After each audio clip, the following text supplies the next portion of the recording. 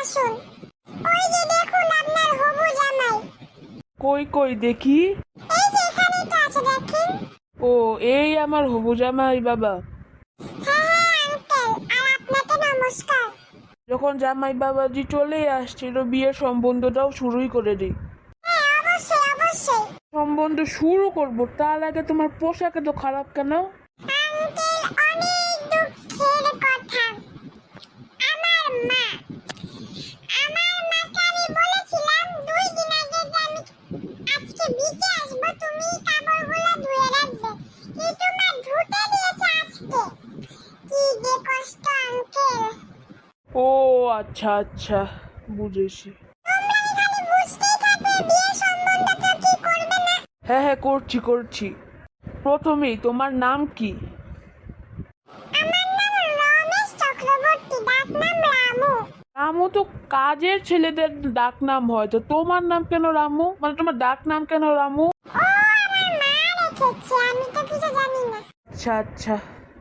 এই যে তুমি তো আমাকে বললে না যে তোমার ডাক নাম রামু, আসলে ওইটা বলতে ভুলে গিয়েছিলাম। আচ্ছা হয়েছে, বাদ দে, সম্বন্ধটা শুরু করি। আচ্ছা এখন শুরু করো। প্রথম কথা এই যে দেখো, আমরা কিন্তু তোমাকে বেশি যৌতুক দিতে পারবো না, সর্বোচ্চ 50 কোটি টাকা যৌতুক দিতে পারবো। আঙ্কেল আপনি কি আমাকে লোভী মনে করেছেন? আমি তোমাকে লোভী মনে করবো কেন? আপনি যেমন বলেছেন 50 কোটি টাকা, আপনি নিশ্চয়ই ভেবেছেন আমি আপনার মেয়েকে লোভে পড়ে বিয়ে করছি, তাই না? না না না, এরকম কিছু ভাবিনি, এরকম না। 50 কোটি টাকা তো আমার হাতের ময়লা, কারণ আমার মাসের স্যালারি 50 লাখ টাকা। কত? 50 লাখ। তোমার মান্থলি ইনকাম 50 লাখ টাকা, তুমি তো মানে এটাও বলো নাই। আরে তোমাকে বলতে ভুলে গিয়েছিলাম, এখন কি আমার দোষ হয়ে গেল? আচ্ছা ঠিকই আছে, বাবার সামনে কিছু বললাম না। নাও তোমরা শুরু করো। অনেক হলো বিয়ের সম্বন্ধের কথা, এবার একটু বীজটা ঘুরেও দেখি। হ্যাঁ আঙ্কেল হ্যাঁ, চলুন ঘুরি বিচ থেকে। চলো ঘুরি। আর তো আমার কেমন জানি লাগছে, তুই তো আমার সঙ্গে তাই তো মা। ঠিক আছে চলো।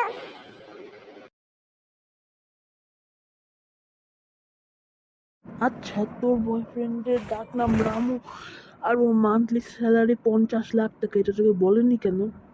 প্রথম কথা এই যে তুমি আমাকে ডেকেছিলে, আর তোমার কিছু অদ্ভুত লাগছিল, এখন তুমি আমার বয়ফ্রেন্ডের বিষয়ে আমাকে জিজ্ঞেস করছো কেন? যা বলেছি চুপচাপ তার উত্তর দে। আমি জানলে না বলবো তো, আমি কিছু জানি না। আচ্ছা ঠিক আছে ঠিক আছে, তোর কাছে ওই স্ক্যামের পিনটা আছে না? হ্যাঁ আছে তো।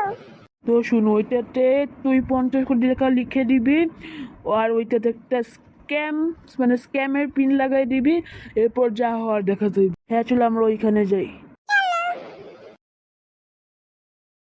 হ্যাঁ এলাম। আচ্ছা আপনার আঙ্কেলের কি হয়েছিল? ওই আর কি তো বমি হয়েছিল আর কি। আচ্ছা এবার চলো বিচটাকে ঘুরে দেখি। চলেন ঘুরে দেখি। এই যে ওইখানে দেখো তো, এখানে কত সুন্দর কিছু না দেখা যাচ্ছে, আসো তো আমার সাথে। দেখেন ওইখানে কত সুন্দর করে সাজিয়েছে, তাড়াতাড়ি আসেন আঙ্কেল। হ্যাঁ আসছি আসছি।